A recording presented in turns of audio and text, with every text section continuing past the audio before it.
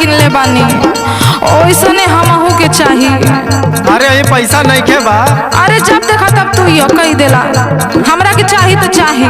अरे जिद मत कर धनी, हम कुछ नहीं के जाना तनी। काहेला जिद कैले बारू ए धनिया,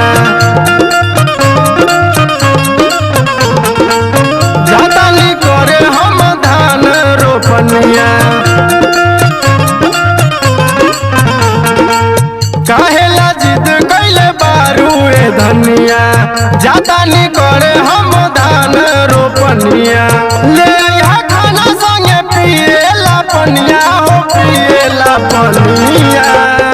सुनी बोला लादी बलम नया साड़ी ए जी, लादी बलम नया साड़ी ए जी। लागे दो कमा के पैसा ढेरी तो किन देब सारी। लागे दो कमा के पैसा ढेरी।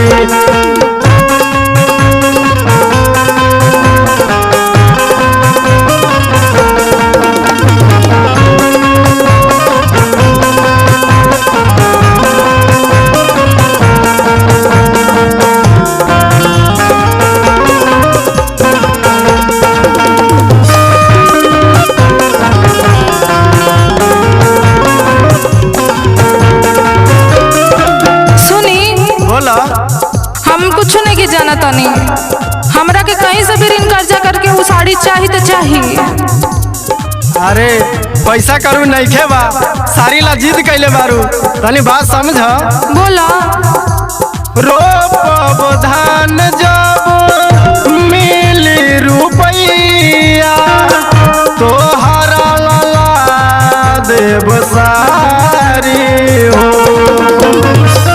ज्यादा जिद करबू त सुन ए धानी, सुने परी तोहरा गाली हो।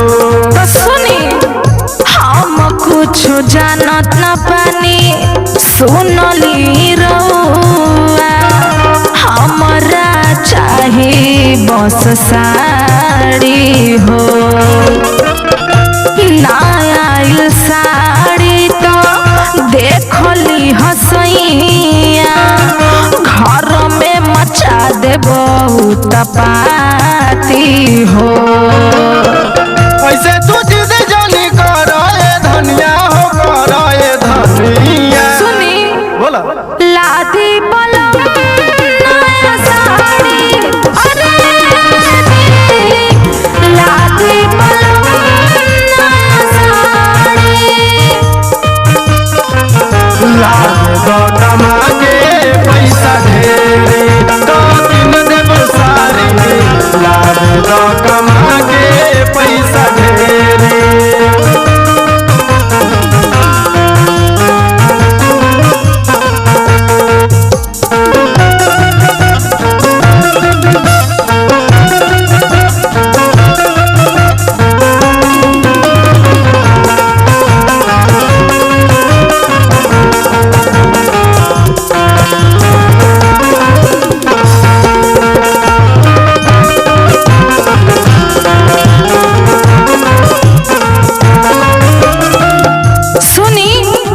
तोहार यह बात हमेशा सुन सुन के हमार कान पक गइल बा।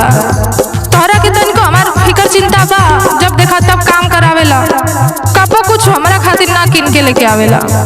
अरे जब तक काम ना होई तो पैसा कहाँ से आई हो। हाँ हो, काम करे दो का बाद की लाई सारी। घर में तो माई बापू खातिर बहिनी खातिर तो पैसा आ जाला, और जब मेहरी मांगेले तो पैसा ना रहेला और आ जाला ना। अरे इतना जिद मत करा, सुना सुनाई ऐसे काहे रूसल बारू। सुन ए धानी लाइल बानी तोहरा ला सारी हो। एक बार हंस के गले से हमरा लग जा, मिली बहुत खुशहाली हो।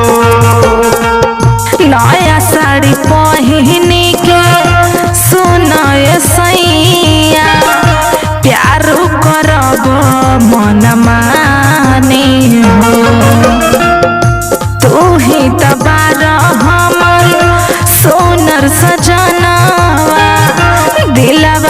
हर बात जानी हो। अशोक प्रीति के मानल बतिया हो मानल बतिया।